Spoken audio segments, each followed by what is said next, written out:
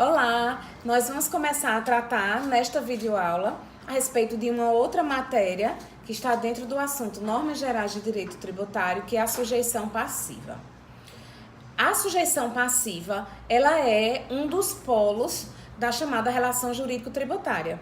Toda relação obrigacional no direito, ela tem um formato triangular. Nesse formato triangular, nós temos de um lado, se nós imaginarmos a figura de um triângulo, vamos ter de um lado o sujeito ativo. Os sujeitos ativos no direito tributário só podem ser os entes tributantes, ou seja, só podem ser a União, os estados, o Distrito Federal e os municípios. Esses sujeitos passivos são credores da relação jurídico-tributária.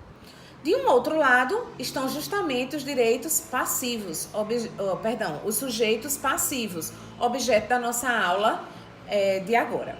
Então, reunindo essas duas noções de sujeito ativo e sujeito passivo, nós temos o tributo.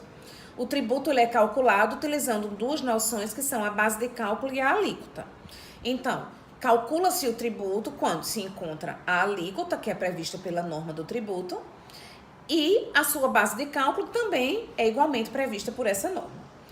O legislador, ele geralmente escolhe, dentre esse conjunto que existe no direito tributário chamado sujeição passiva, entre duas modalidades, sendo a primeira, os contribuintes, e a segunda, os responsáveis. Existem diferenças práticas e teóricas em relação a esses dois tipos de sujeito passivo.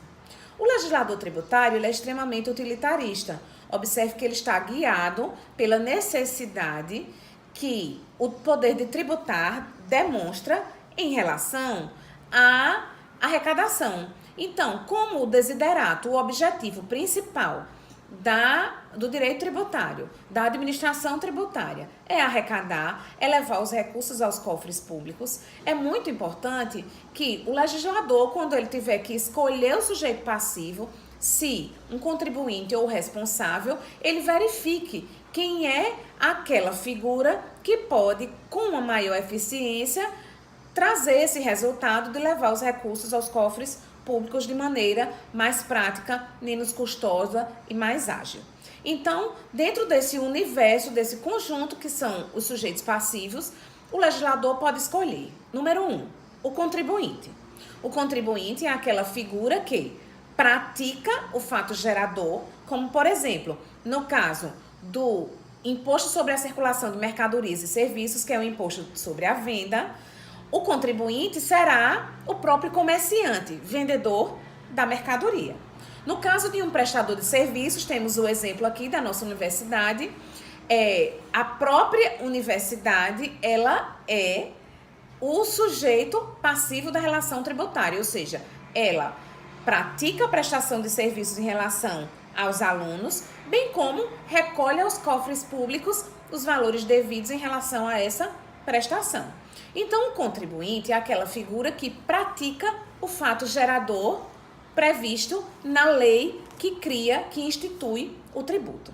No caso, por exemplo, do IPVA, os contribuintes serão os proprietários de veículos automotores terrestres.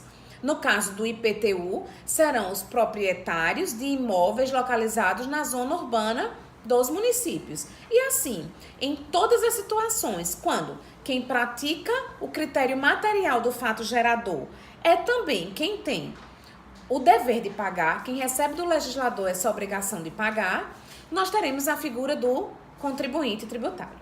A segunda possibilidade de sujeição passiva são os responsáveis. Veremos mais adiante que a partir do artigo 128 do CTN, essa matéria de responsabilidade, que é de extrema complexidade no direito tributário, ela se reparte em 3 possibilidades. Mas nesse momento inicial, nós temos que definir quem é o responsável. O responsável, ele é uma figura que, mesmo sem praticar o fato gerador, está indiretamente ligado a ele e, portanto, ao sujeito passivo que ocuparia a posição de contribuinte. Ele está ligado a quem pratica o fato gerador. Todas as vezes, quando